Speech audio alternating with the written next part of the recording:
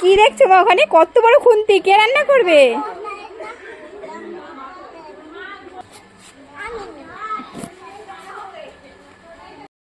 Hello বন্ধুরা, শ্রীনিকা সিনিজার নতুন আরেকটি ভিডিওতে জানাই তোমাদের সকলকে স্বাগত। আশা করি সকলে ভালো আছো আর সুস্থ আছো। তোমরা হয়তো ভাবছো এত বড় বড় হাতা খুন্তি আমাদের বাড়িতে কিছু হবে, কিন্তু না, আমাদের বাড়িতে নয়, আমাদের এই পুরো পাড়াটা মিলে একটা নাম সংকীর্তন করে, যেটা 4 দিন ধরে চলবে। তার জন্য দেখো কত খাবার দাবারের রান্না হবে, তার জন্য সব সবজি এনে রেখেছে, আলু, কুমড়ো, ডাঁটা, আরও কত কি। আর সেগুলোই শ্রীনিকা শ্রীনিজা দেখছে। গতবার না এই সময় ঠিক শ্রীনিকা শ্রীনিজা মধ্যে শ্রীনিকা কিন্তু ছিল অসুস্থ, মানে ওর মুখের ভিতরে ঘা হয়েছিল। আর এই সময়টাই আমি মানে তার কিছুদিন আগে আমি বাপের বাড়ি থেকে পুরোপুরি এই শ্বশুরবাড়িতে চলে এসেছি। আমরা প্রায় 1 বছর ঠিক মানে এই বাড়িতে থাকছি টানা, বাপের বাড়িতে যাই না আর থাকিও না। গেছি 1-2বার গেছি, সেইভাবে আর থাকা হয় না। বাপের বাড়ি শ্বশুরবাড়ির দূরত্ব তো কাছাকাছি, ওই একটুখানি গিয়ে চলে আসি।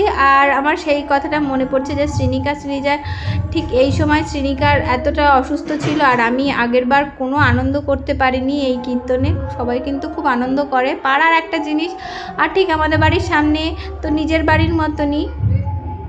তো শ্রীনিকা শ্রীনিজাও তখন কিছু মানে করতে পারিনি, আরও অনেক ছোট ছিল, আনন্দও করতে পারিনি। এবছর আশা করি ভগবানের ইচ্ছায় ওদের সুস্থ রাখবেন ভগবান, আর ওরা একটু আনন্দ করতে সুযোগ পাবে। আমার বুনু তোমাকে মারে, সবাইকে বলো। ও ওরকম ওরকম চুল টানো তুমি? ওই দেখো দিদি দেখাচ্ছে, তুমি কি ওরকম ওরকম ভাবে চুল টানো?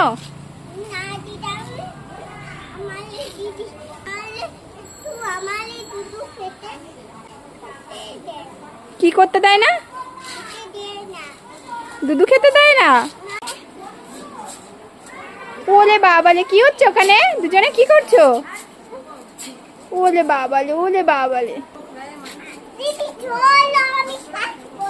কি কাজ করছো? দিদি একটু আদর করছিল। দুষ্টু বুনু, দুষ্টু।